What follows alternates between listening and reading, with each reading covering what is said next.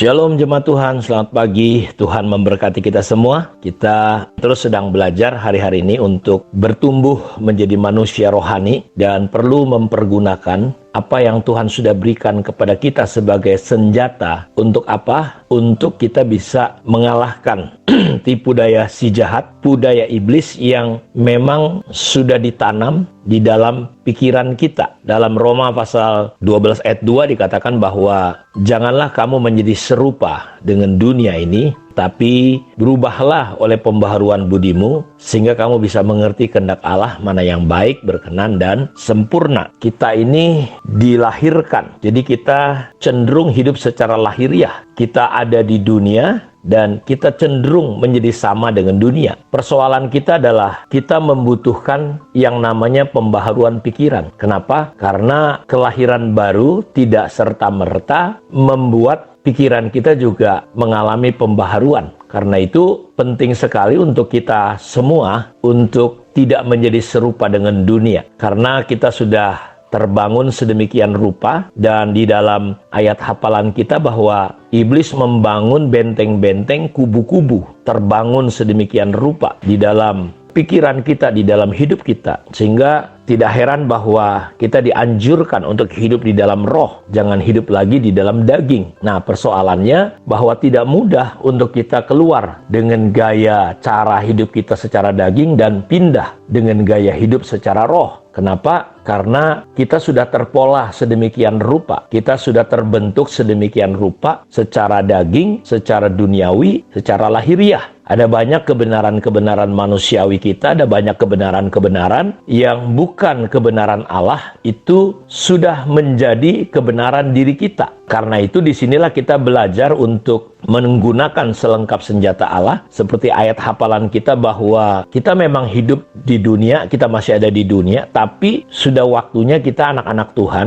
tidak lagi hidup secara dunia. Karena apa yang kita tabur itu akan kita tuai. Kalau kita menabur secara daging, secara duniawi, kita akan menuai kebinasaan. Karena itu kita perlu menabur di dalam roh kita, sehingga kita memperoleh kehidupan yang kekal. Karena itu iblis sudah membangun sedemikian rupa di dalam pikiran dan perasaan kita. Bahkan sejak dini, sejak kita dalam kandungan ibu kita, iblis berusaha memasukkan pola-polanya lewat pikiran perasaan kita itu untuk menjadi benteng tumbuh subur dalam hidup kita. Dan benteng-benteng ini dibuat sedemikian rupa, tujuannya cuma satu, supaya kita tidak memahami Tuhan. Karena kubu-kubu itu dibangun di atas keangkuhan manusia, supaya kita kita tidak mengenal Allah dengan benar. Karena itu pikiran kita ini perlu diperbaharui, dan pembaharuan pikiran ini membutuhkan sebuah proses yang panjang. Karena itu kita perlu rajin sungguh-sungguh. Karena kenapa perlu dirobohkan benteng-benteng? Karena dia sudah terbangun, dan yang membangun adalah iblis. Dan kalau kita tahu di perjanjian lama bahwa sebuah kota itu tergantung benteng-bentengnya. Nah, iblis membangun benteng-bentengnya supaya kebenaran firman Tuhan itu tidak menerobos masuk dalam hidup kita. Firman Tuhan tidak berkuasa atas hidup kita. Karena itu Yesus berkata kepada orang-orang Yahudi yang percaya dalam kitab Yohanes 8 ayat 30,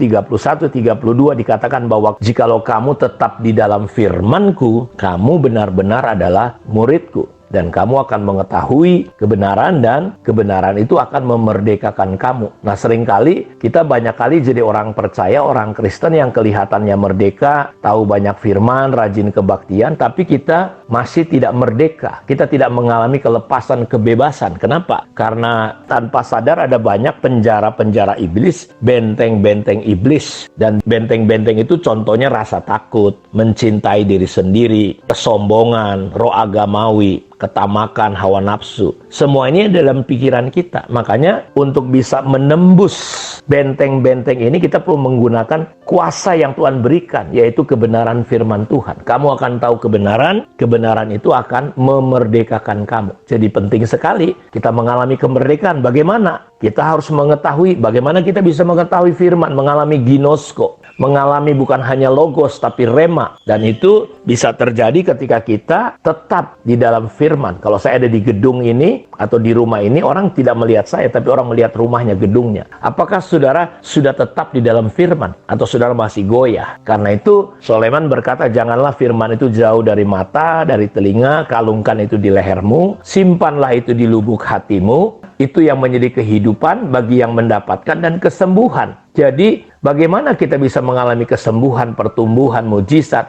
ketika firman itu kita dapatkan. Dan firman itu akan sulit kita dapatkan karena ada banyak benteng, ya, ada banyak lapisan-lapisan, ada banyak hal-hal yang menghalangi firman itu untuk masuk. Makanya kita perlu roh hikmat dan wahyu supaya kita bisa mengenal Allah dengan benar. Jadi yang pertama, firman itu perlu tembus dalam hidup kita, sampai kedalaman hidup kita. Firman itu perlu sampai menduduki kita, menguasai, dan sampai firman itu mendominasi kita. Nah, karena itu kita perlu terus-menerus sampai mendapatkan firman itu jadi iman. Nah, karena itu kenapa saya mendorong Bapak Ibu untuk merenungkan firman, membaca firman, mengucapkan firman, supaya firman itu menduduki, menguasai pikiran dan perasaan kita. Jadi bukan masalah saudara orang intim, dominan, orang stabil, cermat, bukan itu. Karena orang siapapun kita dengan tipe apapun, kalau firman tidak mendominasi hidup kita, kita tidak akan pernah mengalami kemerdekaan. Karena itu saya rindu kita menjadi sungguh-sungguh orang Kristen, manusia rohani yang merdeka. Kita bukan hanya sekedar punya pengetahuan firman, tapi kita terikat dengan banyak hal. Dan kalau kita terikat, kita tidak bertumbuh dewasa. Meskipun kita adalah tuan dari segala sesuatu, kita adalah ahli waris. Tapi kalau kita tidak akil balik, tidak dewasa, ya kita tidak akan pernah menerima apa yang harusnya kita terima.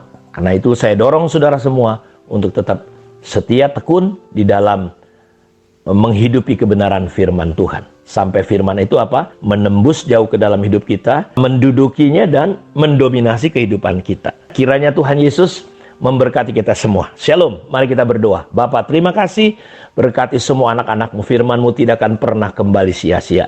Dalam nama Tuhan Yesus Kristus, aku berdoa, terjadilah mujizat, terjadilah terobosan dalam hidup kami semua ya Tuhan. Dalam nama Yesus kami berdoa. Amin. Tuhan memberkati kita semua Bapak Ibu. Shalom.